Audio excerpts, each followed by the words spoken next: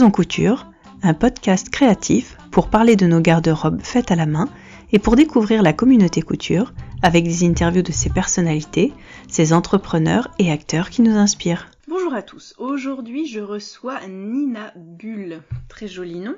Bonjour Nina. Bonjour. J'ai souhaité te recevoir parce que j'ai découvert ton livre Body Positive et je me suis dit qui est Nina et comment elle a écrit et qu'est-ce qu'elle avait envie de partager avec son livre. Nina, tu as un blog qui s'appelle Nina Bull, Oui. comme ton nom de scène, j'ai envie de dire. Et puis, tu couds depuis pas si longtemps que ça, mais tu es présente sur le net depuis beaucoup plus longtemps. Est-ce que tu peux nous raconter ton parcours en quelques mots ? Alors, en fait, je couds depuis presque aussi longtemps que je suis sur Internet, mais je ne partage mes coutures et mon univers couture que depuis quelques années. D'accord. De façon très, j'étais très discrète au début, en fait, un peu timide. J'avais l'impression que ce que je faisais méritait pas trop d'être partagé. Et puis, surtout, je suis totalement autodidacte, en fait, en couture. Donc, je me sentais pas légitime au début de parler de ça. À la base, j'ai lancé mon blog en 2011-2012. Ça parlait principalement de mes activités créatives. Donc, parce que à la base, je suis artiste peintre, donc j'ai une formation d'artiste peintre. D'accord. Et j'avais essayé de me lancer un petit peu comme ça, de parler un peu de mon travail, puis ça a petit à petit bifurqué. J'ai trouvé ma voie d'un point de vue professionnel. Et à côté, du coup, sur le blog, j'ai eu envie plutôt de parler des soucis que je rencontrais moi au quotidien, partager mes tenues parce que j'avais du mal à m'habiller tout simplement. Et quand j'arrivais à m'habiller, enfin à trouver des vêtements qui me plaisaient et tout, j'aimais bien partager ça. J'ai parlé très longtemps et puis encore aujourd'hui beaucoup d'acceptation de soi, de body positive, du fait en fait de se laisser un peu tranquille et de réussir à s'accepter plus en fait qu'à s'aimer. Afin de pouvoir en fait être bien dans sa vie de tous les jours et puis s'autoriser aussi des choses qu'on s'interdit parfois par complexe. Donc en fait, j'ai envie de dire que l'aboutissement de ton livre, c'est un petit peu tout le chemin que tu as fait toi en présentant d'abord des looks du commerce, puis des looks que tu avais créés toi-même. Et c'est un petit peu ce chemin que tu partages dans le livre parce que il y a des patrons dans ce livre, des patrons que tu as créés, que tu as imaginés. Et il y a aussi des petits chapitres où moi j'ai noté que c'était un petit peu comme un manifeste en fait. C'est comme un petit livre qui vous accompagne, quelqu'un qui est passé par là, qui vous prend la main et qui vous dit t'inquiète pas, on va y arriver ensemble. Voilà des petites choses qui m'ont aidé, qui pourraient t'aider. Que ça soit au niveau un petit peu du développement personnel et puis après au niveau du style où tu abordes j'ai beaucoup aimé cette partie-là, tu abordes tu définis certains styles et c'est pas du tout fait de manière catégorisée très stricte. Tu proposes les styles classiques et puis les styles indie, comme tu dis, et avec des sous-catégories. Alors, ce qui est très chouette, c'est que tu as des petites silhouettes ajoutées. Bravo à la dessinatrice qui t'a accompagnée, parce que c'est vraiment très agréable, en tout cas, à lire, à regarder. Ça parle aussi de plein de styles que moi, je ne connaissais pas. Donc, je suis allée fouiller le net. C'est chouette parce qu'avec chaque podcast, en fait, j'apprends plein de trucs. Donc ça, j'adore. Et en tout cas, quand vous découvrirez ce livre, vous pourrez vous aussi vous dire, essayer de trouver de quelle inspiration vous êtes. Et donc, tu partages un petit peu tout ça ? Oui, complètement. En fait, on n'est pas obligé de se tenir à un seul style, d'être accroché à un seul style. Et c'est ça aussi que je voulais mettre en fait dans cette introduction. S'inspirer, trouver des styles, des inspirations, ça permet en fait d'avoir une base quand on est complètement perdu. Parce qu'il y a beaucoup de personnes qui ne savent pas du tout comment s'habiller, surtout quand elles sont face à des complexes en fait physiques. Et du coup, avoir des points de repère, de styles qui existent, voir lequel nous plaît le plus, dans lequel on se reconnaît ou bien on se sent à l'aise, ça peut aider. Et c'était pour ça en fait que j'avais mis cette petite introduction sur donc comment trouver son style, où le trouver, comment chercher. Plus voilà, comment créer un mood board qui fait que petit à petit, on va réussir déjà à avoir une image de ce qu'on veut construire. Et l'objectif du coup de mon livre, c'est d'amener à l'acceptation de soi par la couture. Du coup, à partir de ça, avoir son cheminement, puis de créer sa garde-robe, donc une garde-robe qui nous ressemble et dans laquelle on se sent bien. Ben, carrément, moi c'est tout à fait le message que je souhaite porter aussi à travers mon activité, à travers Mm. des projets futurs à venir. Donc je suis 300% sur la même ligne d'idées que toi. Mhm. Est-ce que tu peux nous dire déjà comment ce livre est arrivé en fait? Comment tu l'as pensé, comment on te l'a proposé, comment ça s'est passé? Alors, c'est les éditions La Plage qui m'ont fait confiance et qui m'ont contacté en me disant, tiens, on a une thématique et on pense que ce serait pour toi et tu pourrais nous proposer quelque chose de chouette là-dessus. Il faudrait créer des patrons et puis ensuite, j'avais carte blanche en fait sur la thématique de la couture et du body positive, donc Mhm. de l'acceptation par la couture. C'est une chose dont je parle déjà à la base. Oui, beaucoup dans Euh, ton blog, tout à fait.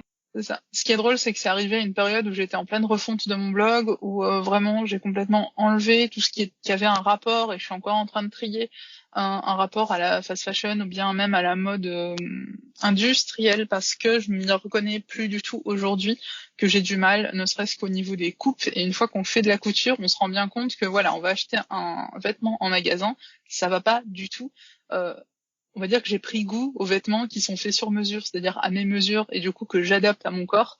Donc maintenant, quand je me retrouve en boutique, je suis extrêmement difficile, encore plus qu'avant. Et bon, sachant qu'en plus en grande taille, il y a déjà pas grand choix, donc c'est vrai que pour moi, il y a plus rien du tout ou presque rien qui m'intéresse en prêt-à-porter. Et enfin bref, je sais pas pourquoi je disais ça, mais donc en partant de cette réflexion-là, je me suis dit tiens, voilà, ils m'ont contacté, c'est ça.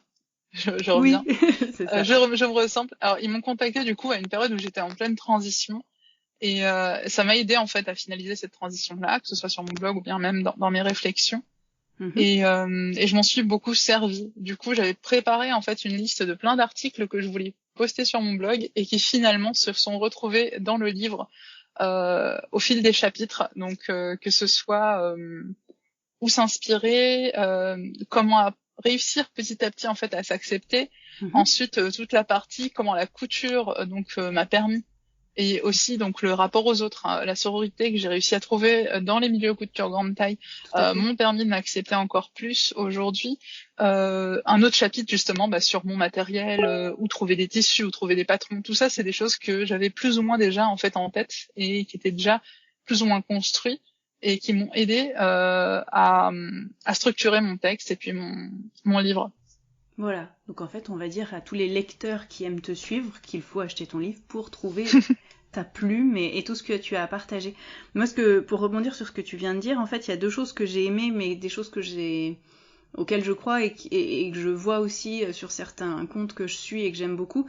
C'est, tu dis, c'est pas ton corps qui ne va pas dans le vêtement, c'est le vêtement qui ne va pas à ton corps, en fait. Ça, c'est quelque chose que tu disais. Je rebondis également sur ce dont tu parlais, la sororité et la bienveillance. Alors c'est vrai que c'est des mots qu'on utilise énormément en ce moment, qui sont très à la mode. Et Mm. parfois enfin moi la première, la bienveillance, c'est quelque chose que j'ai du mal à utiliser comme mot, même si Mhm. c'est quelque chose qui guide ma vie par choix et par goût et par essence. Mais le mot bienveillance est un peu, on l'utilise tellement qu'on n'ose plus le dire. Et toi, tu l'as utilisé, tu as parlé de la sororité, du fait que être un groupe de femmes ensemble, à regarder ensemble dans le même sens et se tenir la main, c'était vraiment quelque chose qui pouvait vous porter. Et ça, c'est vraiment quelque chose que moi je vis aussi de mon côté avec des groupes de femmes. Et donc, Mm. tu évoques un groupe que vous avez créé. Est-ce que tu peux nous parler de ce groupe Marge Incluse? Oui, ça c'est mes filles, ça. C'est les girls. Marge incluse, en fait, on s'est rencontrés sur le web pendant le confinement et c'est un groupe qui est parti d'un petit live que je faisais où j'ai dit tiens, et si on faisait un groupe couture? Et donc c'est une des filles même qui avait proposé, ah, j'aimerais bien qu'on parle couture plus souvent. Je fais bah tiens, on va créer un groupe. Donc j'ai créé un groupe privé sur Insta Mhm. couture où les filles qui avaient répondu à mon questionnaire me disant oui, moi je veux faire partie du groupe, ont été inclus. Et au fil des jours, on se parlait tout le temps. Et un jour, donc Alain, mon mari, me fait oui, avec ta guilde de couture là, vous arrêtez pas de vous parler tous les jours. Ça faisait presque un mois qu'on se parlait tous les jours. Et, et ça m'est venu en tête et j'ai fait alors est-ce qu'elle serait partante ou pas? Et je dis tiens les filles, ça vous dirait pas qu'on crée un collectif? Et il y a 5 filles du groupe en question qui sont les 5 filles qui sont aujourd'hui qui font partie de Marge Incluse, avec qui on forme donc Marge Incluse, qui m'ont dit ah ouais mais carrément ce serait trop bien et tout. Je dis oui, vous serez partante pour qu'on fasse aussi un compte Insta ensemble. Ah oui carrément totalement. Donc en fait à chaque fois que j'ai lancé un petit truc, elles étaient là à fond et du coup ça fait 1 an et demi maintenant que on a ce groupe-là. Là, on est un peu moins active en ce moment parce que bon, avec la vie, le travail et tout, il faut absolument que ça reste un à côté et pas une obligation. C'est ça aussi le plus important. Donc, d'un point de vue public, on n'est pas très active, mais d'un point de vue privé, on va dire qu'on a notre petite conversation sur WhatsApp et on se parle absolument tous les jours. On a passé des vacances ensemble cet été. On a des projets qui vont arriver ensemble aussi. Enfin, voilà, ça vit beaucoup. On est vraiment là à la fois d'un point de vue couture, mais ça va au-delà de ça. On est vraiment devenus amis au fil du temps. Et voilà, à chaque fois, on essaie de faire en sorte de pouvoir se voir parce qu'on est un petit peu éparpillés dans la France. Et voilà, on essaye en tout cas de se voir en physique dès que c'est possible. Je comprends et je connais ce sentiment qui vous porte et qui vous fait beaucoup de bien au quotidien. Petite dédicace à mes copines. Oui, donc on vous retrouve sur votre compte collectif Instagram où vous partagez des projets. Est-ce que vous vous donnez des défis que vous partagez ensemble ou est-ce que chacune partage au fur et à mesure ce qu'elle coud? On fait un peu les deux. On a des petits défis. Bon, cette année, on n'a pas eu trop le courage. En fait, entre mon livre et puis les filles, elles ont eu plusieurs d'entre elles. En fait, ont eu de gros événements, que ce soit des examens, des brevets, des CAP, tout à passer. Du coup, bon, nos petits projets, on va dire annuels, ont été un peu reportés et vont arriver là à l'automne. Nos challenges d'automne. L'année dernière, on en a fait 2 ou 3. Et cette année, on en avait plein en tête, mais finalement, on n'a pas eu le temps. Mais ça va arriver là à l'automne et sinon l'idée en fait c'est que au quotidien quand on en a envie, l'une de nous en a envie, partage sur ce compte en fait. Donc on se dit tiens tel jour je vais partager ça, ok vas-y y a pas de souci. On partage soit des patrons gratuits, sinon on fait des événements. Par exemple il y a une semaine où on s'est toutes mises en jaune pour l'endométriose, où du coup on a partagé nos expériences ou l'expérience de nos proches par rapport à ça. Donc en fait on essaie d'avoir des actions en fait et des discours qui incluent toutes les femmes, même je dirais tous les êtres humains, en tout cas, qui se reconnaissent en tant que femmes et qui souffrent en tout cas de discrimination, de disparité ou autre. Et on essaie en fait d'avoir une voix là-dessus. L'idée de Marge Incluse, c'est justement d'essayer d'inclure les gens qui sont complètement exclus. À la base, on était que sur de la couture et puis petit à petit, en fait, on se rend bien compte que notre discours, nos envies et nos idées, elles vont un petit peu au-delà de ça. Oui, c'est souvent, ça déborde toujours un petit peu sur les grandes idées, les valeurs de la vie qu'on a à partager, quoi.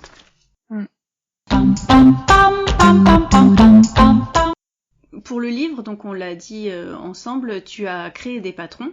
Est-ce que tu peux nous dire déjà comment, est-ce que tu avais déjà des idées ou est-ce que ça a été un peu compliqué pour toi de trouver l'inspiration sur la création de patrons ou est-ce que c'était facile? Alors j'avais déjà pas mal d'idées au niveau de mes patrons parce que ils viennent tous en fait soit de hacks extrêmement poussés que j'avais déjà fait à la base, soit de vêtements que j'avais déjà créés avant mais que j'avais pas encore complètement patronné. Donc mon ensemble inspiré du handbook par exemple, lui je l'avais déjà fait, j'avais déjà 3 protos que j'avais fait en amont et juste à partir de cet ensemble là en fait on a la jupe, le veston, la chemise qui était déjà là et le manteau que j'ai ensuite créé à partir de la chemise. Le manteau était la pièce la plus complexe pour moi à réfléchir et à créer, mais j'ai réussi à la faire.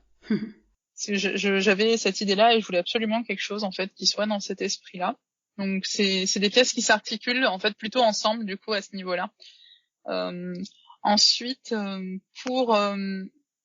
c'est un peu pareil en fait pour la robe salopette, c'est une chose que j'ai toujours fait dessiner et autres. Le pantalon, oui, je l'ai un petit peu plus réfléchi, j'ai fait plus d'essais dessus parce que je savais pas trop au début si je voulais que ce soit avec des pinces ou sans pinces. Ou des petites choses comme ça. Donc bon, c'est un pantalon salopette, ça aussi. Je voulais absolument qu'il y ait une salopette dans mon bouquin parce que j'adore les salopettes. Et l'idée du coup sur la robe salopette et le pantalon salopette, c'est que les plastrons sont amovibles. Et tout de suite, j'ai eu cette idée-là en fait qui m'est venue en tête. Je voulais des vêtements qui soient soit modulables, soit amovibles, soit qui puissent en fait se mixer entre eux. Parce que ce que je fais le plus, c'est hacker des vêtements, donc c'est les transformer, hacker des patrons, et je voulais vraiment en fait centrer mes patrons et faire en sorte qu'ils soient justement déjà donc hackables et miscibles, comment dire, qu'on puisse les mélanger en fait entre Tout à eux, fait. ou bien qu'on puisse tout simplement les transformer facilement. Donc je suis partie sur cette idée-là en fait de créer des patrons qui puissent être faciles à transformer même pour une personne qui est débutante. Oui, et d'ailleurs tu proposes, il y a quelques modèles que tu proposes déjà en photo et en tout cas où tu présentes déjà des hacks possibles. Et Oui. oui, en effet, les plastrons des salopettes sont amovibles. Et c'est un peu comme une mini capsule. On peut se faire un dressing complet en fait avec les différents, les différents patrons de ton bouquin. Tout à fait. Donc toi, comment tu as réalisé les patrons? Tu t'es formé au patronage? Tu as travaillé avec un ou une modéliste? Comment ça s'est passé? J'ai tout dessiné moi-même. J'avais déjà des bases de patronage. J'avais suivi quelques cours il y a quelques années. J'ai fini de me former en fait quand on m'a demandé au patron, et ensuite j'ai fait ça d'instinct. Je dirais plutôt parce que je vois ce qui fonctionne. Je dessine moi-même mes vêtements depuis un moment en fait. En plus de hacker ou de transformer des patrons de base, j'en avais déjà créé pas mal. Et donc je suis partie sur cette base-là. Et tu peux nous redire, enfin nous dire en fait, les patrons que tu proposes vont de quelle taille à quelle taille? Alors au niveau des tailles, il n'y a pas de taille, ce sont des lettres. Oui. Donc c'est plus par mensuration. Ensuite, ça correspond plutôt, je dirais, donc si on doit avoir une équivalence, à un 42-44 jusqu'à un 60-62. D'accord. Mais ce sont pas des tailles couture, ce sont des tailles calquées sur les tailles du commerce. Parce que les tailles patron couture françaises surtout sont souvent très petites et on se retrouve parfois quand on fait un 48 par exemple dans le commerce à coudre un 52. D'accord. Et moi je trouve ça pas très normal en fait. Je trouve ça nul et ça fait que bah du coup quelqu'un qui sort un patron taille 52 en fait il ira que jusqu'à une personne qui fait une taille 48 et pas une personne qui fait vraiment une taille 52 dans la vie de tous les jours. D'accord. Donc pour information, le tour de poitrine ça va de 104 à 152 et le tour de hanche de 106 à 154. Donc comme ça chacun pourra un petit peu se rendre compte de ce que tu proposes. Ensuite, au niveau de la particularité, c'est que j'ai formé les patrons de base sur mes mensurations et j'ai un grand bonnet. Donc j'ai une grosse profondeur de bonnet au niveau poitrine. Donc ce sont des patrons qui sont quand même de base faits pour les personnes qui ont une forte poitrine. C'est quelque chose d'assez difficile à trouver, principalement en France. Et du coup, ce qui demande aussi parfois, donc comme je le dis aussi dans le bouquin, à adapter les patrons. Si on a une petite poitrine, il faudra sûrement faire un ajustement petite poitrine. Et d'ailleurs, c'est quelque chose dont tu parles dans le patron, c'est-à-dire que tu proposes, j'aime beaucoup cette partie-là, c'est-à-dire que toi, tu vas proposer tes patrons à toi, mais comme tu parles un petit peu de ton expérience, tu vas parler, tu cites un certain nombre de marques francophones et anglophones qui visent la cible de ton bouquin en termes de taille. Donc, c'est des marques que tu as presque toutes cousues et tu proposes, c'est ça, c'est assez chouette aussi, des photos. Des réalisations faites de ces marques avec les patrons que tu as pu coudre ou que tu as appréciés. Et puis tu proposes aussi une partie un petit peu où tu expliques comment toi tu fais des toiles. Donc ça on recommande à tout le monde de faire une toile, même si vous pensez que ça va vous faire perdre du temps. Souvent plusieurs créatrices ou couturières l'ont dit sur ce podcast, finalement on a souvent tendance à gagner du temps grâce à ça et toi tu le précises au niveau de la taille du bonnet, de la particularité de tes patrons. Donc, si vous ne vous retrouvez pas forcément exactement dans ce type de mesure, n'hésitez pas à faire une toile. Et donc ça, c'est un peu illustré dans ton livre. En fait, il y a deux façons de faire une toile. Soit on fait une toile vraiment, donc on prend un tissu. Une toile, c'est pas forcément fait à base de toile. On peut juste acheter des draps sur le Bon Coin ou sur Vinted pas cher. Et se servir de drap en fait, ça permet de pas utiliser du beau tissu ou du tissu cher, parce qu'une toile quand c'est raté, c'est rarement porté, donc ça va être transformé en autre chose. Moi souvent c'est le cas quand je rate mes toiles. Bon, je rate pas trop souvent parce que l'autre technique que j'utilise de plus en plus, c'est que je mesure chacune des pièces de mon patron en fait. Donc chaque fois que j'essaie un nouveau patron, je vais mesurer chaque pièce une par une, je vais vérifier la taille finale de chaque endroit. Et comme j'ai mes mensurations à côté, donc j'ai un cahier, donc ça je le conseille à toute couturière, faites un cahier sur lequel vous mettez toutes vos mensurations, vraiment toutes quoi, épaules, cou, taille, voilà, taille genou, enfin vraiment l'intégralité de vos mensurations, et ça permet d'avoir Je rajouterai les reprendre régulièrement également. Bien sûr. Et ça permet en fait d'avoir une base déjà, et puis de voir juste en mesurant à plat les pièces du patron, de savoir si ça va passer ou pas. Moi, à force en fait de faire ça, maintenant je le sais presque automatiquement, sans même avoir besoin du coup de faire une toile. C'est avec la pratique, ça vient et on commence à avoir le coup d'œil en fait avec le temps. Et ça c'est pas mal aussi. Donc au début, quand on est vraiment pas sûr de soi, faire des toiles c'est vraiment super. Mais si jamais vraiment vous aimez pas ça, essayez la technique vraiment de mesurer chacune des pièces du patron. À chaque fois, si les marges sont incluses, il faut soustraire donc la marge de la mesure finale, les valeurs de couture donc. Oui. Et ça permet en fait d'avoir en tout cas une idée qui plus ou moins de voilà où est-ce que ça va tomber, est-ce que ça va aller au niveau de la poitrine ou pas, au niveau des épaules, est-ce que c'est trop large, trop petit, l'encolure. Donc ça permet vraiment d'avoir une vision globale de ce que ça va donner. Oui, c'est ce que nous expliquait Jessica dans l'épisode numéro 16 sur le livre Docteur Couture. Elle expliquait qu'elle n'avait pas forcément le temps, la place nécessaire pour coudre plusieurs et le patron final et une toile, et donc elle mesurait voilà chaque pièce comme ça. Donc en effet, c'est une technique qui permet d'avoir des bonnes indications. Je voulais revenir sur ce dont tu as parlé très rapidement. C'est la pièce que tu as réalisée largement avant le livre. C'est le hanbok. Est-ce que tu peux nous expliquer un petit peu ce que c'est? Parce que moi, j'ai lu ce que tu as expliqué dans le livre et je suis allée fouiller un petit peu. Est-ce que tu pourrais, toi, l'expliquer? Parce que je suis sûre que tu l'expliqueras bien mieux que moi. Le hanbok, en fait, c'est la tenue traditionnelle coréenne. Moi, j'ai un lien très fort en fait avec l'Asie, principalement le Japon et la Corée, depuis toute petite, de par mes parents qui ont travaillé toute leur vie en fait avec le Japon. Et c'est en allant au Japon oula, il y a longtemps. J'avais 19 ans. Je me souviens même plus de l'année. Je crois que c'était peut-être 2008 ou 2007. Donc, je suis allée au Japon pour la première fois de ma vie. J'étais complètement enchantée. Et là-bas, j'ai vu un vêtement qui m'a subjuguée. Et à l'époque, j'étais très complexée. Je portais jamais de robe. J'avais vraiment du mal à m'accepter. Et quand j'ai vu ces femmes dans ces tenues, je me suis dit, mais c'est tellement beau parce que un kimono, je trouvais ça joli, mais les kimonos, c'était pas fait pour moi ni pour mes formes. Et c'était très droit en fait, et je me disais tiens, je pourrais pas. Et là quand j'ai vu le hanbok, donc des femmes coréennes, j'ai fait mais c'est tellement beau, et c'est devenu comme une obsession ce vêtement. J'ai commencé à faire des recherches dessus, et par le hanbok j'ai découvert la Corée du Sud vraiment, et c'est devenu un grand amour, hein. Je suis allée déjà plein de fois en Corée, je vis principalement inspirée par ce pays, que ce soit en termes en fait de aujourd'hui du coup de culture, de gastronomie. J'ai fait des cours de coréen pendant longtemps, mon mari aussi d'ailleurs, on y allait plusieurs fois. On est un peu triste là avec la pandémie, on peut pas trop y retourner. Et c'est vrai que du coup le hanbok ça a été un gros point de départ, je dirais. Oui. J'ai longtemps observé, je suis allée en Corée, parce qu'en Corée on peut louer des hanbok pour pouvoir se promener en fait dans Séoul. Séoul c'est la capitale de Corée du Sud. Et on peut se promener en fait en hanbok dans la ville, et quand vous êtes habillé en hanbok, vous rentrez gratuitement aussi dans les palais traditionnels. Ça fait partie un petit peu de la culture locale, et les Coréens sont très contents d'ailleurs de voir quand ils voient des étrangers habillés dans leurs vêtements. Ils font ah c'est super, ça valorise notre culture. Donc ils ont vraiment ce rapport-là en fait. Et est-ce que tu pourrais nous expliquer un petit peu comment décrire un petit peu cette tenue?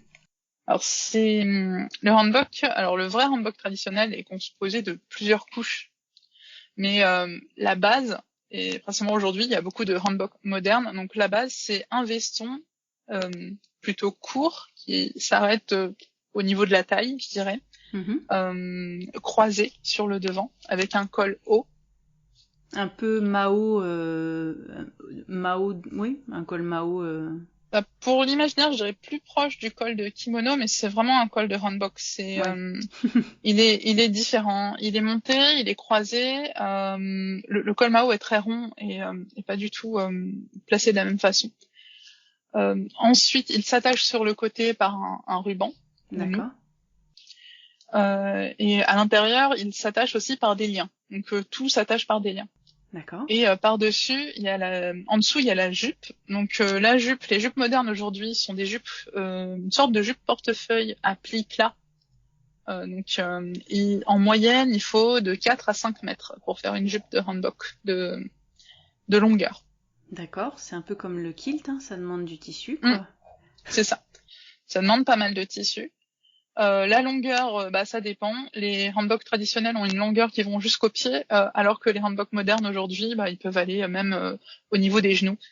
Donc ça n'a pas vraiment de longueur obligatoire au niveau de tout ce qui se fait d'un point de vue moderne. Et c'est une jupe taille haute, en fait. C'est ça, c'est une jupe taille haute parce qu'en fait dans les hanboks traditionnels, c'est carrément la jupe est cousue à une sorte de petit débardeur qui la maintient en haut. D'accord. Et donc toi, tu proposes dans ton livre donc un petit veston inspiré du veston du hanbok et une jupe plissée. Alors là, dans le livre, c'est proposé longueur genou, mais finalement, chacun choisit bien la longueur qu'il veut, avec ses nombreux plis. C'est ça. D'ailleurs, j'ai mis, je pense, plusieurs types de longueurs selon la stature, plus ou moins en centimètres, au niveau des jupes, parce que tout le monde n'a pas forcément envie d'avoir une jupe maxi ou une jupe courte. Et ça permet vraiment c'est assez facile au final, en fait, de régler la longueur d'une jupe. Et ce qui est intéressant aussi dans tes patrons, pas forcément lié au hanbok, mais finalement on le voit dans le hanbok, c'est que comme c'est une jupe portefeuille, on peut régler la largeur de la taille suivant si on prend du poids ou si on se sent plus ou moins à l'aise au cours de la journée ou de la semaine ou du mois ou quoi. Et pareil au niveau du haut. Et il y a plusieurs patrons justement qui ont un travail, qui sont travaillés pour s'ajuster justement à une évolution de la physiologie, quoi, du corps. Oui. Pour moi, c'est hyper important parce que ça permet déjà de garder le vêtement plus longtemps et du coup d'investir dans des matières plus peut-être coûteuses, plus chères, qu'on aurait peur en fait à faire si on a tendance en fait à fluctuer trop ou si on a peur justement de changer de poids, de prendre du poids, de perdre du poids pour quelque raison que ce soit, parce qu'il y a tellement de raisons qui font que le corps fluctue. Et du coup, oui, j'ai essayé de réfléchir ça comme ça. C'est ce que j'essaye petit à petit aussi de penser sur les futurs vêtements en fait que je vais faire. C'est comment faire en sorte que le vêtement puisse nous accompagner et s'adapter à nous, s'adapter à notre corps. Donc ça rejoint aussi ce que je dis dans mon chapitre sur les morphologies et surtout tout ce qu'on nous a fait croire jusqu'aujourd'hui, comme quoi si on rentre pas dans un jean c'est qu'on n'est pas faite pour lui, alors que c'est le contraire, c'est lui qui a pas été fait pour nous et il n'est absolument pas à notre service. Donc c'est ça, c'est comment aller petit à petit vers cette idée-là. Donc là, j'ai l'élastique au niveau de l'arrière du pantalon, de ma salopette pantalon. Il y a un lassage au niveau du dos d'une de mes jupes, donc de ma jupe cercle, et là avec donc tout ce qui va être lien et fermeture croisée, portefeuille sur le veston, la chemise et le manteau, mais aussi la jupe. Tout s'adapte, tout est pensé pour vous aller au mieux. Tu expliquais qu'en fait ce livre il t'a accompagné sur un changement que tu as choisi de faire dans ta vie et que tu as souhaité exprimer sur le blog en termes de rapport à la mode. Est-ce que toi, il t'a accompagné aussi? Est-ce que tu as passé des étapes en termes d'acceptation de ton corps oui, on va dire ça, acceptation de ton corps. Dans le livre ou le fait d'écrire le livre, de prendre le temps de travailler sur ce bouquin, est-ce que toi ça t'a aidé à avancer ou c'était vraiment quelque chose que tu avais déjà fait avant et en l'écrivant c'était assez facile ou est-ce que ça a été plus compliqué de passer sur ces parties-là ou... Moi je pense au stade auquel je suis dans le livre, au moment où je l'écrivais, c'était assez naturel. Et ce qui est très drôle, c'est que je me suis fait mentir il y a pas longtemps par rapport à ce que j'ai écrit dans ce livre. J'ai écrit noir sur blanc que jamais je ne porterai de jupe culotte parce que ça ne me va pas et que c'est pas mon truc. Et en fait, je me l'interdisais, donc encore une barrière que je me mettais, parce que je parle aussi des barrières qu'on se met, et je parle aussi en fait de zone de confort. Je déteste l'expression sortir de sa zone de confort. j'estime que c'est négatif et que tout ce qui est négatif n'est pas forcément bon à prendre à ce niveau-là, parce qu'on se pousse en fait et on se fait presque du mal parfois et on fait des choses qu'on n'a pas envie de faire. Moi, je préfère l'idée d'agrandir sa zone de confort. Moi, je ne m'autorisais absolument pas les jupes culottes. J'étais certaine que c'était horrible sur moi parce que les seules que j'avais portées jusqu'aujourd'hui, c'était celles du commerce et que ça allait pas du tout. Et cet été, j'ai fait, tiens, il y a ce petit patron là qui est sympa. Je le couds ou je le couds pas? Bon, un jour, je l'ai cousu et ça a été la révélation. Et je me suis dit, mais mince, je me suis encore foutu des barrières alors que je pensais être allée au-delà de ça. Et ça te va magnifiquement bien. Et c'est une très belle Merci. réalisation que vous pouvez retrouver, que je partagerai sur les notes, mais que vous pouvez retrouver sur le compte de Nina. Donc c'est la Winslow culotte de Helen's Closet et je crois qu'on est toutes les deux très fans de cette créatrice qui justement fait un travail. Petit rappel, elle a créé un podcast qui s'appelle Love to Sew avec sa collègue qui vend des tissus et qui vivent à Vancouver ou à côté de Vancouver et donc c'est ce podcast qui m'a inspirée pour aujourd'hui faire le mien. Et donc elle fait tout un travail depuis le début sur justement l'acceptation de soi et surtout de faire une mode, de proposer des patrons qui vont à tout le monde et où tout le monde peut se retrouver, particulièrement dans la présentation qu'elle en fait, c'est-à-dire des modèles qu'elle choisit. Elle-même n'est pas du tout un 38, hein, donc elle propose ça plus des plus grandes tailles encore. Et puis ce qui est intéressant, c'est qu'elle va proposer des personnes handicapées qui vont faire présenter les patrons. Elle présente souvent les patrons assises pour toutes les personnes qui sont ou en fauteuil roulant ou qui passent leur journée assises en fait. Et ça, c'est vraiment chouette et on ressent vraiment le travail d'inclusivité dans ce qu'elle propose, quoi. Ah oui, elle est à un niveau incroyable. J'adore son travail. Je suis une grosse fangirl en vrai. Dès qu'il y a un truc, un post, un hack ou quelque chose qu'elle partage tous les jours, je l'adore. Oui, et c'est vrai Et que tu parlais des hacks, c'est quand elle sort un patron, elle propose limite une dizaine, et sans mentir, une dizaine de hacks par patron. Et donc la Winslow culotte que tu as réalisée, elle a fait des articles de blog et elle a repartagé. Oui, je pense qu'il y a bien une dizaine de hacks de ce vêtement et c'est ça qui rend aussi ces vêtements très basiques et classiques, enfin peut-être pas classique mais basique en fait, hyper modulable et très agréable. Et je t'avoue que je crois que c'est une des créatrices que j'ai les plus cousues presque, moi aussi, donc comme quoi. Oui, elle est. Et puis c'est toujours le travail qu'elle fait est incroyable, quoi. Ah bah, la qualité des patrons, si vous savez pas coudre, vous lancez dans n'importe lequel, c'est bon, vous le réussissez, quoi. Enfin, suivre les étapes sont toutes expliquées, c'est incroyable, quoi. Au niveau de l'adaptation aussi à votre corps, le choix des mesures, etc. Enfin, il y a un travail à ce niveau-là qui est assez incroyable, quoi. Ouais, tout à fait. Donc, la jupe culotte que tu t'étais interdite de coudre et finalement, t'as eu une révélation, quoi.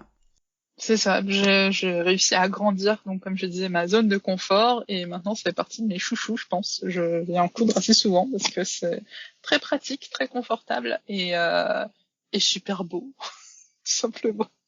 Et aujourd'hui, tu disais que tu cousais, enfin, les vêtements que tu portais étaient uniquement des vêtements que tu cousais. Tu as décidé d'arrêter d'en acheter dans le commerce parce que de toute façon, ça ne correspond plus et à ta taille et à ton style. Comment tu fais tes choix de couture aujourd'hui? Est-ce que la couture, ça va être un coup de cœur sur un tissu, un patron ou quelque chose, ou c'est vraiment à partir d'un besoin? Enfin, c'est quoi plutôt ton chemin pour coudre aujourd'hui? Pour l'instant, je pense que je suis encore en train de compléter mon dressing parce que j'ai pas encore tout fait maison. Donc je suis encore dans une optique de compléter et ensuite je commence à être aussi dans une optique de plus de détails. On va dire un vêtement, quand je vais le choisir, donc déjà je vais réfléchir à sous forme de capsule presque, donc en termes de saison. Oui. Je vais essayer de coudre environ, je me dis sur deux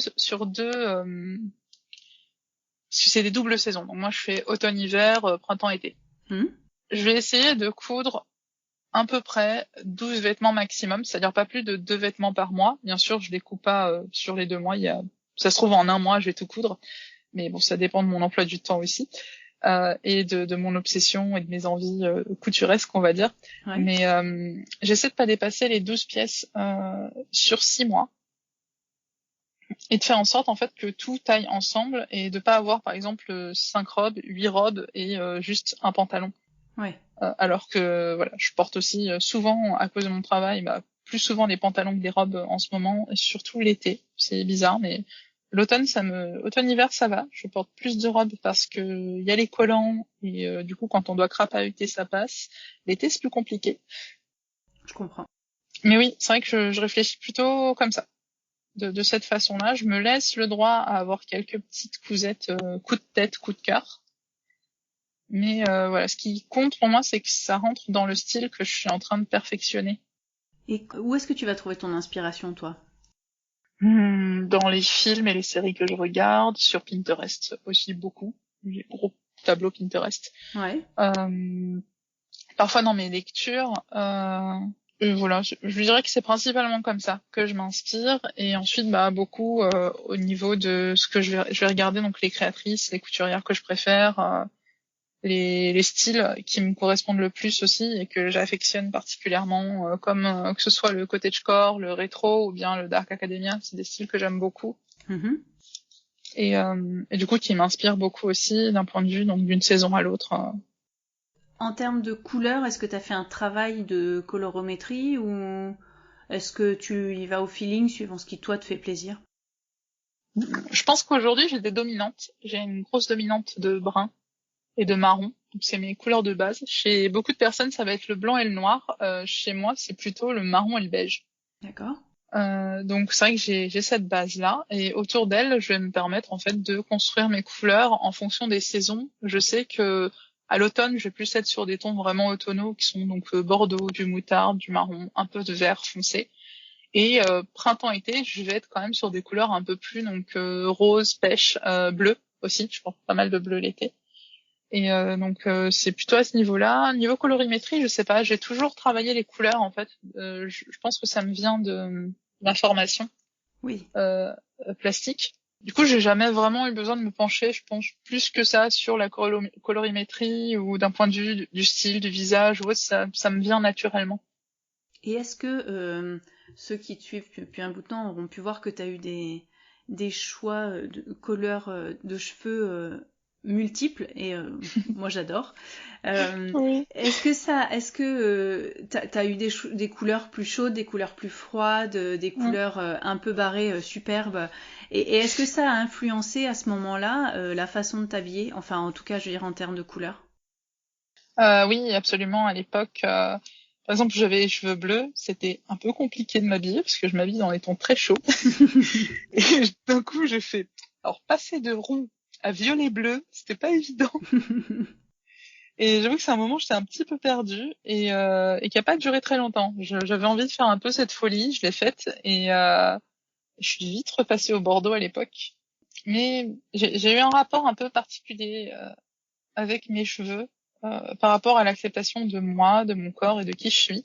Je me suis longtemps cachée derrière ces couleurs. D'accord.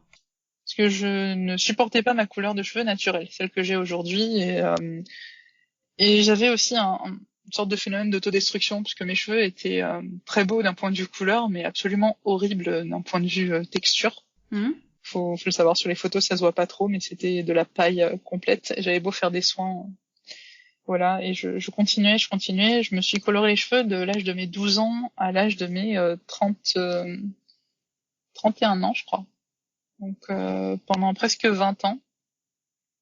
Il n'y a pas un seul moment où je me suis retrouvée avec mes cheveux naturels. Et j'avais peur de le faire, j'avais pas envie, j'étais sûre que ça allait être horrible et que de toute façon c'était pas moi. La vraie moi, c'était ces cheveux artificiels. Et c'est un peu compliqué. Le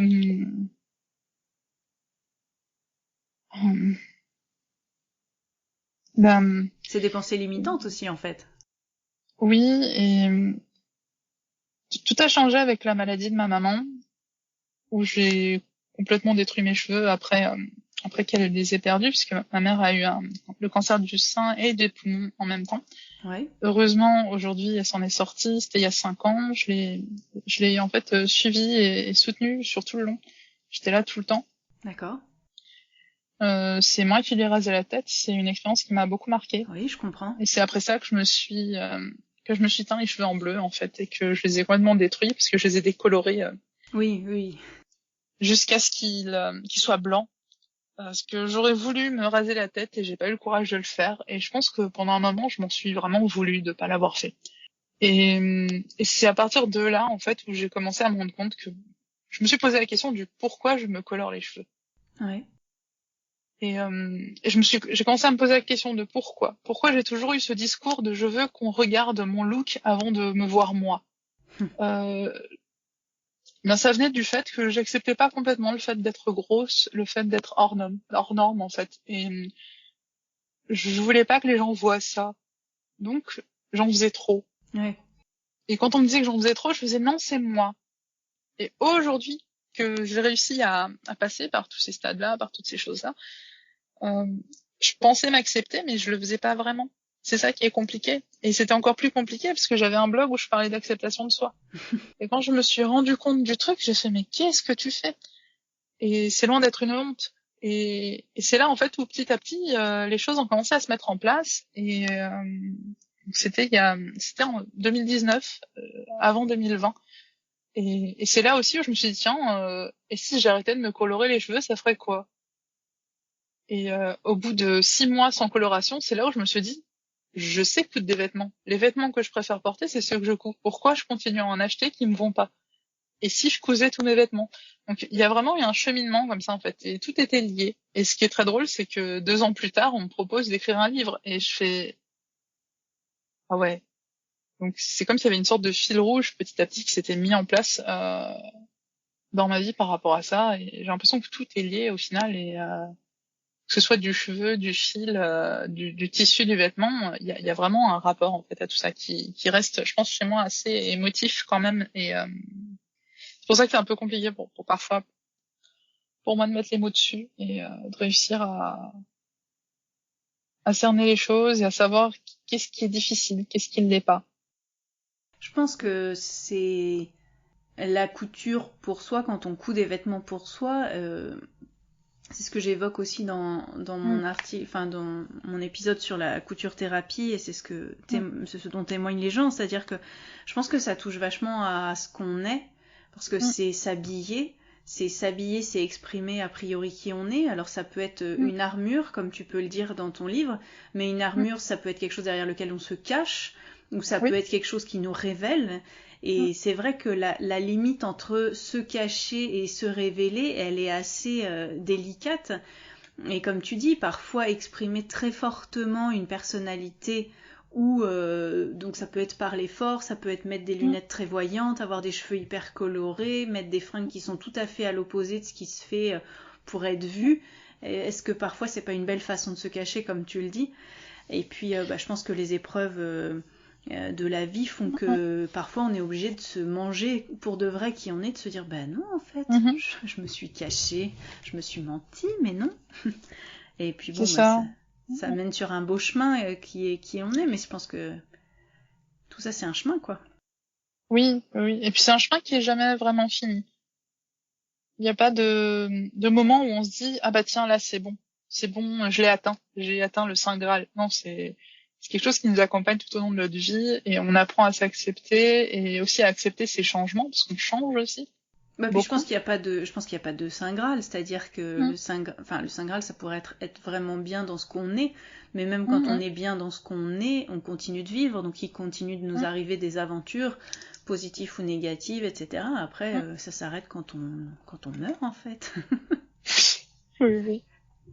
Donc c'est chouette parce que je pense aussi, moi j'arrive à un âge où j'ai la chance de quasiment pas en avoir, mais j'ai de plus en plus d'amis qui ont des cheveux blancs, qui les teignent pas, etc. Ma maman qui a les cheveux blancs, et souvent c'est vrai que on parlait des couleurs, ça peut aussi changer ton apparence, ça change aussi les couleurs dans lesquelles tu te sens bien. Donc c'est vrai que toute sa vie, on a une remise en question, puis on a le corps qui change, c'est ce qu'on disait, hein, pour X raisons, que ce soit la maladie, les cycles, les grossesses, la vieillesse, etc. Donc chaque étape nous fait remettre en question finalement tout ça. C'est usant, Oui. mais c'est passionnant. Et c'est ce qui fait qu'on grandit, qu'on évolue, c'est ce qui constitue aussi, je pense, notre richesse, chacune en fait intérieure.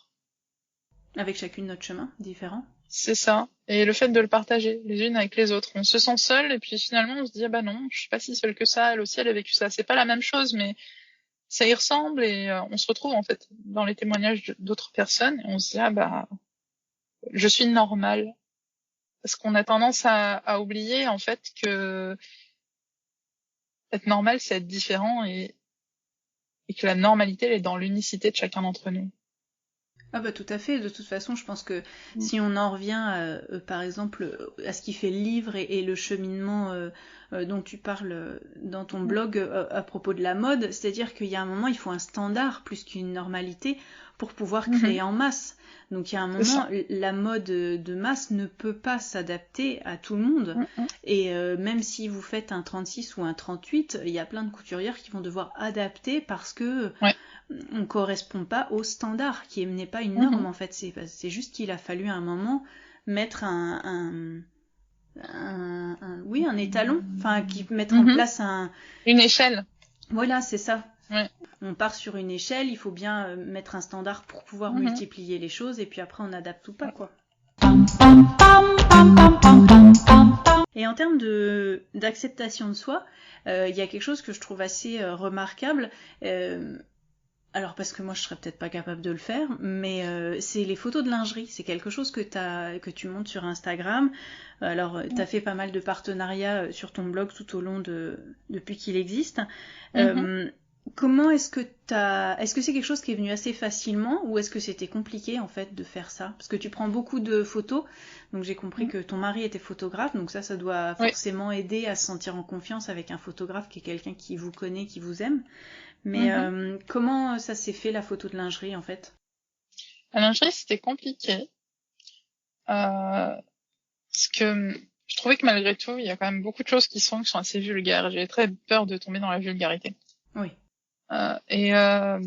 C'était hyper difficile pour moi au début la lingerie. C'était plus ça, et puis le fait de montrer son corps, pas tellement la peur du jugement de l'autre, c'était plus mais je vais exposer mon corps dénudé. Est-ce que ça se fait?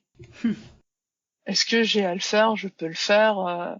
Et tant qu'à faire, maintenant, aujourd'hui, j'ai plus de pudeur qu'à une certaine époque et j'ai retiré beaucoup de mes photos de lingerie.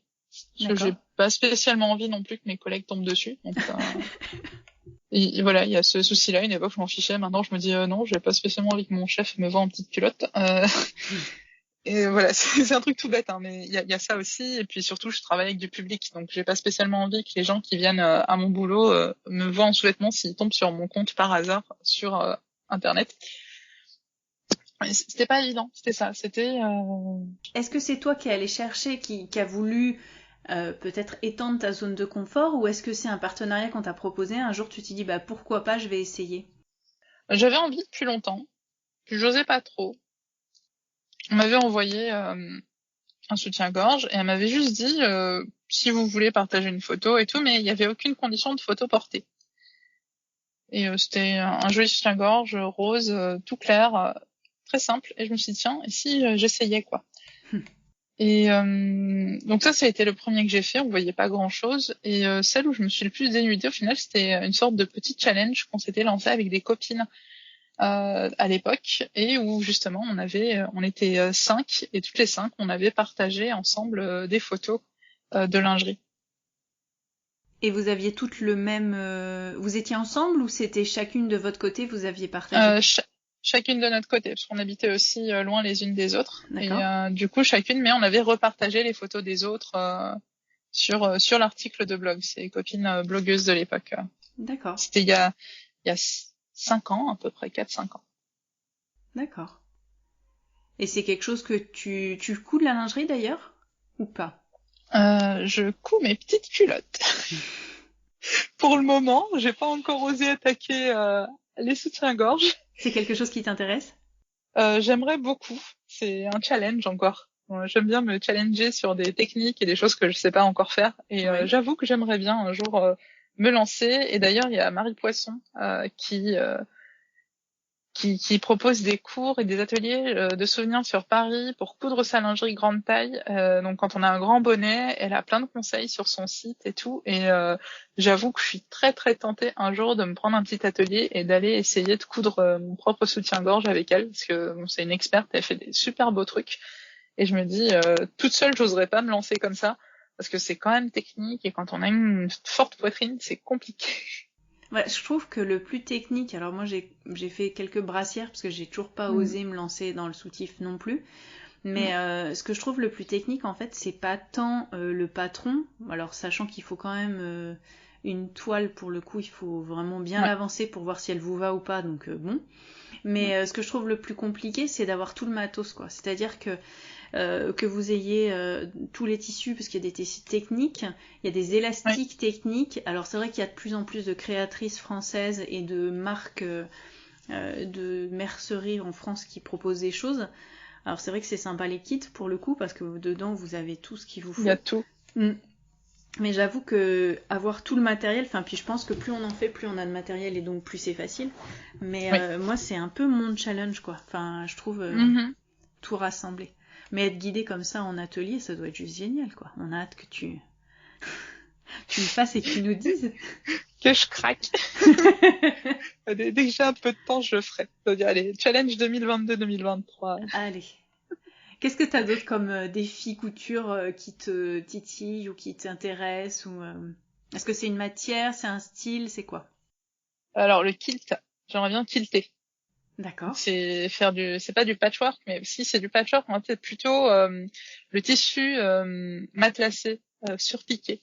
En fait, c'est un Euh, patchwork qui est ensuite matelassé.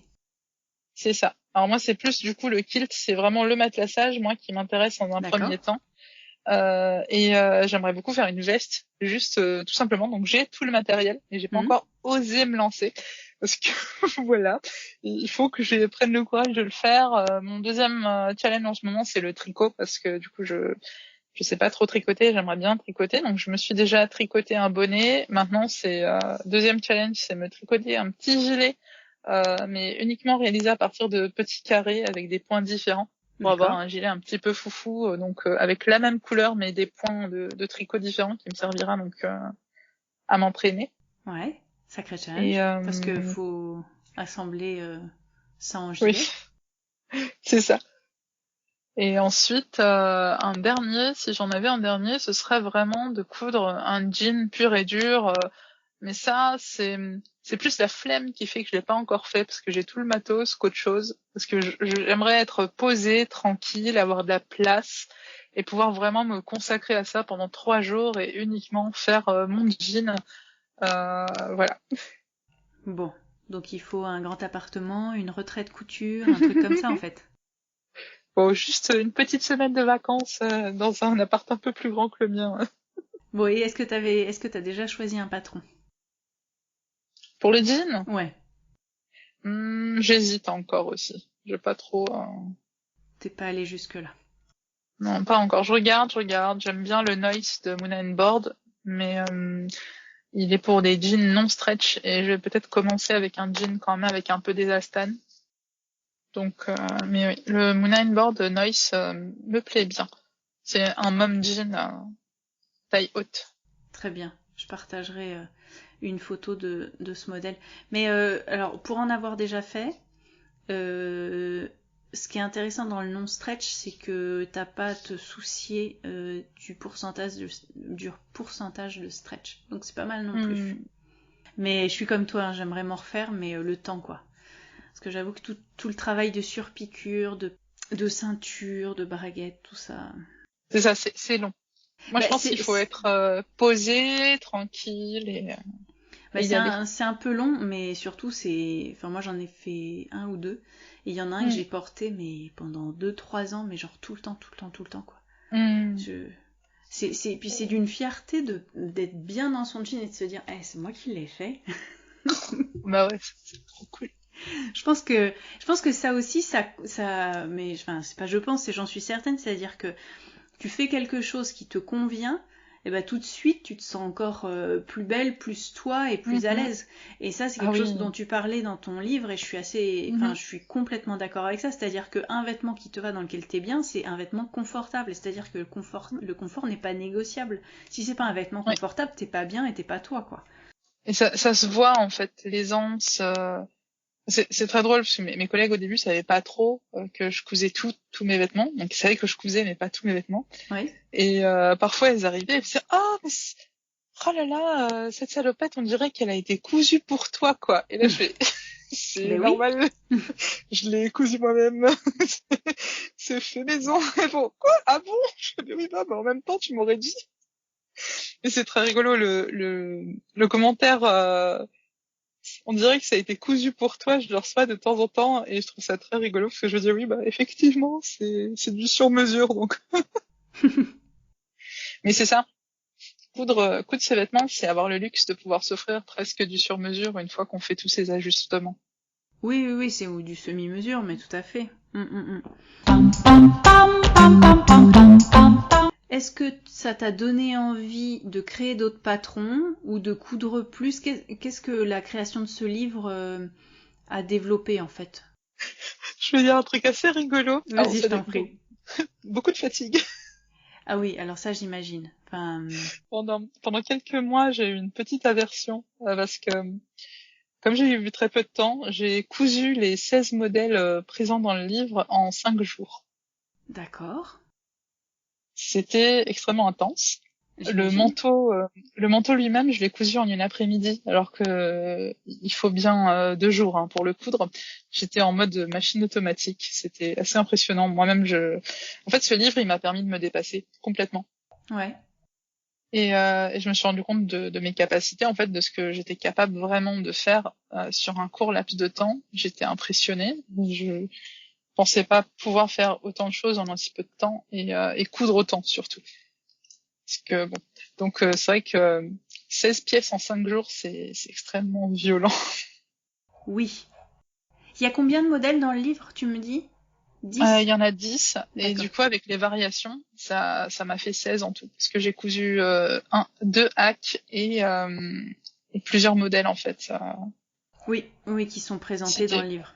ouais, Tout pour à fait. pouvoir les illustrer en fait tout simplement. Je me voyais pas en fait sortir un livre où tous les modèles proposés et variations officielles n'étaient pas illustrés. Est-ce que tu as présenté, par exemple, sur Instagram, des vidéos, des modèles portés, ou pour voir le tombé un peu plus, ou plus Que d'images? quelques-unes. Ouais, Quelques-unes, je me suis rendu compte que j'ai pas eu le temps de partager tout en fait encore. J'ai un article d'ailleurs de blog qui est en cours, mais comme je mets très longtemps à écrire pour le blog, il est pas du tout finalisé, où je vais justement partager beaucoup plus de photos. Donc les ouais, modèles que j'ai partagés pour l'instant du livre sur Instagram du coup on voit plusieurs photos en question de ces modèles-là. J'ai une petite vidéo qui va arriver aussi avec toutes les tenues de la garde-robe capsule, donc de la page garde-robe capsule. oui, parce qu'en fait, tu as proposé, donc tu expliquais que c'était une Canadienne qui avait proposé ce challenge il y a quelques années de faire 10 fois Mhm. 10, c'est-à-dire que pendant 10 jours, l'idée c'est de s'habiller avec 10 vêtements. Ouais, Et donc tu as utilisé les modèles de ton livre, plus je crois deux trois trucs. Un c'est ça. gilet, une paire de tennis, une paire de bottines, et puis Mhm. tous tes modèles. Et donc tu nous proposes toutes les 10 photos des 10 tenues créées grâce à tes modèles, quoi. Oui. Et du coup, j'ai une petite vidéo que je vais faire par rapport à ça.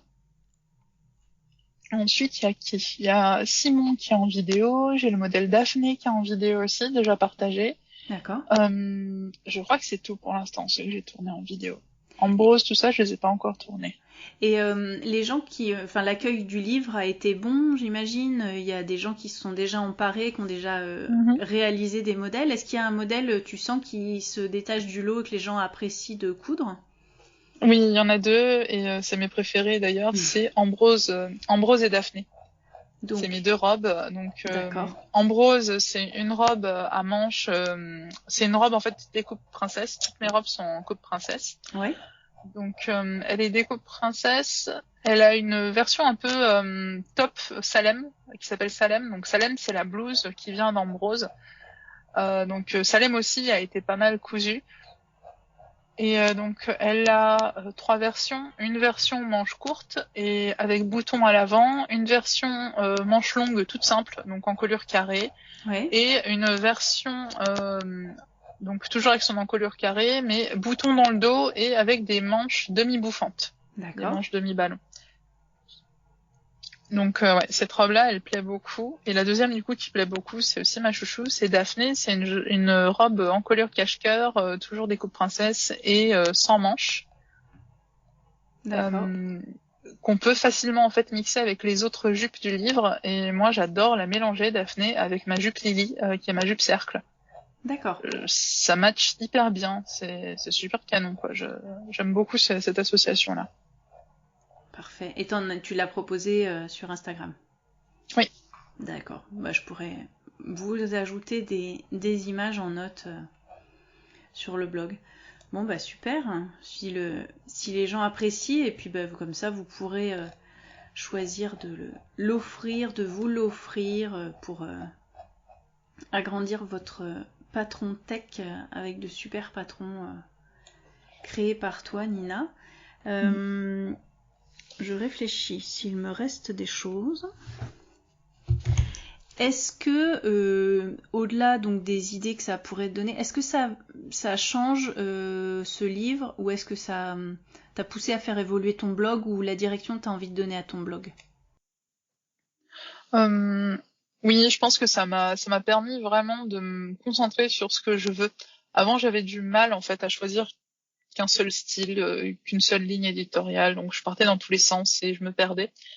Et maintenant, ça fait 1 an et demi que j'ai du coup à côté un emploi à temps plein, donc j'ai plus le temps en fait de faire tout et n'importe quoi. Et ce livre m'a vraiment permis de voir que bah, c'est ça que je veux faire. Je veux parler de couture, partager couture, et si je devais en fait rester sur une seule ligne éditoriale, parler que d'une seule chose, ce serait de couture. Et ce serait de cette façon-là, en fait, de façon assez ludique, partage, communication, autour de la couture, autour de ce que ça dégage, en fait, et du bien-être qu'on peut en tirer. Et est-ce que tes lecteurs de longue date te suivent là-dessus? Est-ce que c'est des gens qui cousent, qui aiment coudre, ou qui aiment regarder ce que tu proposes? Ou est-ce que tu te rends compte que ça... Ben, finalement, que tu as peut-être gagné un nouveau public et que tu en as perdu un certain nombre? Tu sais pas trop. Étonnamment, beaucoup de filles qui me suivent depuis longtemps se sont mis à la couture depuis que j'en parle de façon très assidue. Comme quoi. Donc petit poke à toutes les filles qui du coup discutent souvent avec moi et tout. Donc beaucoup d'entre elles ont osé se lancer ou sont en train de se lancer et me demandent souvent en fait des conseils, quelle machine, comment faire le tissu et tout. Donc parfois je leur fais des petits schémas aussi quand elles comprennent pas comment un patron, une chose se coud en MP. Et c'est assez rigolo, et même celles qui ne cousent pas, elles continuent parce que mon univers, lui, il continue d'évoluer, mais il n'a pas changé. Non. Donc ma façon de prendre des photos, ce que je crée autour en fait de mes photos, mon univers peut être un peu féerique, je dirais, parce que c'est souvent ce qui revient de la part des filles qui me suivent. Lui, il reste. Et je sais que les filles, elles aiment bien ça, elles aiment bien aussi le message qui, lui, n'a pas changé, qui est celui de s'accepter et puis de profiter de chaque petite chose du quotidien, de chaque petite chose qui nous entoure pour nous émerveiller. Parce que, voilà, au final, on n'a pas besoin de partir à 20 000 kilomètres pour trouver de la magie, pour trouver des choses qui nous émerveillent. Tout On à peut fait. juste sortir de chez soi et puis voir un arbre tout rouge, trop beau, et se faire « Waouh, c'est trop bien !» et voyager en fait en étant sur place. C'est Donc, vrai. et c'est ça aussi qui a changé, c'est que maintenant je cherche plus spécialement à avoir des décors fantastiques à 10 kilomètres de chez moi pour faire des photos. La plupart de mes photos, je les fais autour de chez moi, dans un petit bosquet, dans mon petit jardin. Et c'est ça qui est important pour moi, c'est de rester proche du quotidien. Oui. C'est de donner cette image-là, quelque chose de plus authentique. Même quand je suis dans de la féerie ou autre, je vais pas forcément automatiquement aller chercher à être dans des lieux qui, eux, sont d'eux-mêmes féeriques. Je vais essayer d'apporter un petit peu de magie dans un lieu qui, à la base, est juste un lieu de tous les jours, quoi. Oui, oui, tout à fait. Mais c'est vrai qu'on voit bien sur ton blog, il n'y a pas un changement radical. En fait, c'est assez évolutif sur les thématiques, mais l'esthétique, donc cette esthétique un petit peu féerique, reste, est toujours présente. Et sauf qu'aujourd'hui, au lieu de looks achetés, c'est des looks que tu as créés. Et on est toujours sur un petit... ce que tu dis, tu as une section qui s'appelle Lookbook, où en fait tu vas proposer un ou plusieurs... une ou plusieurs tenues. Et tes présentations couture sont sur cet esprit-là. Donc forcément, je pense que les gens s'y retrouvent aussi, forcément. Oui, et puis parfois, je demandais du coup, c'est vrai que maintenant je suis principalement suivie quand même par une communauté couture, mais je demandais si certaines des filles seraient intéressées par des petites sélections, parfois de vêtements du commerce qui se rapprocheraient un petit peu de ce que je porte ou de ce que je couds. Oui. Et c'est vrai qu'il y en a qui étaient vraiment intéressés, quoi. Moi, dire ce serait chouette, parce que c'est vrai que quand on fait pas de couture, quand on n'a pas le temps ni la passion en fait de le faire, parce que ça demande quand même un certain engagement de coudre ses vêtements. Tout à fait. Et une certaine passion, une envie aussi. Tout le monde n'a pas cette envie et n'a pas besoin de l'avoir non plus. Donc c'est pour ça. J'essaye aussi quand même de trouver quelque chose pour ces personnes qui sont là depuis longtemps et qui comptent aussi beaucoup pour moi du coup. Dans le livre, il y a des citations de Barbara Dekker. Et alors moi, je suis allée chercher qui est cette dame. Est-ce que tu pourrais nous en dire un petit peu plus? Comment est-ce que tu as choisi cette femme? Pourquoi? Enfin, j'ai cru comprendre pourquoi. Pourquoi c'est elle? Et tu as lu un de ses livres ou comment ça s'est passé? Non, c'est ses cours. En fait, j'ai regardé pas mal de ses cours sur comment adapter des vêtements standards en grande taille. D'accord. Elle a tout un discours militant très fort en fait sur ça, sur qu'est-ce que la couture quand on a une grande taille, quand on est hors norme et hors standard, c'est quand même très fort parce que c'est très difficile de s'habiller quand on est grande taille, encore plus quand on est en encore plus grande taille, on va dire vraiment, quand on dépasse la taille 56, c'est presque impossible, même d'un point de vue de patron. En France, très très peu de marques vont au-delà d'un 52. Et c'est pour ça en fait, je la trouve très forte. Coudre, c'est au-delà en fait de juste s'exprimer, c'est au-delà de juste s'accepter ou montrer qui on est. C'est parfois en fait ça peut sauver la vie d'une personne qui ne sortait même plus de chez elle parce qu'elle avait rien pour s'habiller. Ouais. Ça c'est une réalité aujourd'hui que vivent beaucoup de personnes, beaucoup d'hommes et de femmes. Donc elle a tout un discours là-dessus et voilà. Donc c'est une prof de couture, je dirais, qui propose plein de cours. Elle a pas mal de cours en ligne aussi. Et c'est ça, en fait, son discours m'avait beaucoup marqué. Et ces phrases-là qu'elle dit dans l'introduction d'un de ses cours, c'était comme une évidence, en fait, pour moi, et comme une sorte de guide tout au long de l'écriture du livre. Oui, par exemple, tu as écrit, une des citations, c'est « Si vous êtes en dehors des standards, coudre, c'est du militantisme ». Donc moi j'ai regardé et en fait c'est une auteure, alors je crois qu'elle est américaine, qui a écrit deux livres dont Sewing for Plus Sizes, donc coudre pour les grandes tailles, et Sewing 911, donc c'est un petit... comment expliquer 911 en fait c'est le numéro de téléphone pour les urgences. Donc là c'est coudre votre aide de couture en fait. Voilà. Ah oui, une autre des citations. Si vous êtes en dehors des standards, la couture est un billet pour l'estime de soi et une vie pleine et heureuse. Ce n'est pas juste un moyen d'exprimer votre créativité. Barbara Dekker. Voilà. Eh bien écoute Nina, est-ce que tu veux parler d'un projet que tu as, d'une envie que tu as prochainement ou... On garde le mystère. On garde le mystère. Non, si. Mes projets pour l'instant, c'est de reprendre mon blog. De façon plus régulière, ce que j'ai réussi à faire en ce moment, de partager quelques petits hacks, puis de continuer du coup, et de suivre ce qui viendra en fait. Si j'ai de nouveaux projets, c'est super, et sinon, je prendrai le temps de continuer à apprendre et à approfondir mes connaissances pour pouvoir faire un meilleur travail par la suite. Le livre, je redonne le titre, c'est Body Positive par Nina Bull, que vous retrouverez aux éditions de la plage, disponible dans toute bonne librairie, donc faites-vous plaisir. Voilà, un énorme merci Nina d'avoir pris ce temps avec moi ce soir, d'avoir parlé de ton parcours, d'avoir partagé avec nous la genèse de bouquin, ce que tu as mis de toi, tout le chemin que tu as fait. En tout cas, un très très chouette livre avec des patrons, mais pas que des patrons, plein de petites astuces... Enfin voilà, si tu parlais tout à l'heure de personnes qui te demandaient qu'est-ce qu'il faut comme machine, comme matériel, etc., les tissus, tout ça c'est des choses que tu abordes aussi dans le livre avec des infos à compléter si on veut en savoir plus. Donc je le recommande largement à tout le monde. Très belle réalisation, Nina, merci beaucoup. Merci. Et puis écoute, bonne continuation. Et puis si vous voulez retrouver Nina, est-ce que tu peux nous redonner les informations? Oui, donc pour me retrouver, c'est sur mon blog, donc c'est ninabulle.com ou blog.nina.com. Ouais. Et sur Instagram, du coup, sous le pseudo de Nina Bulle. Et j'ai aussi une page Instagram qui s'appelle Coudre Body Positive, donc du nom du livre, où je vais partager les cousettes de toutes les filles qui voudront bien m'envoyer leurs photos ou me taguer pour pouvoir un petit peu montrer tout ce qui peut être fait à partir de ce livre-là et qui n'aura pas forcément été cousu par moi. Et je vais aussi petit à petit y mettre un petit peu plus donc de photos par rapport au modèle du livre que j'ai aussi en stock. Au niveau des hashtags sur les modèles, comment ils sont construits? Petite question technique pour les Instagrammeuses. Alors pour l'instant, j'ai uniquement eu le hashtag coudre body positive. D'accord. Et sinon, on peut dire donc coudre body positive et le nom du patron. Donc coudre body positive Daphné, Simon, Joa, etc.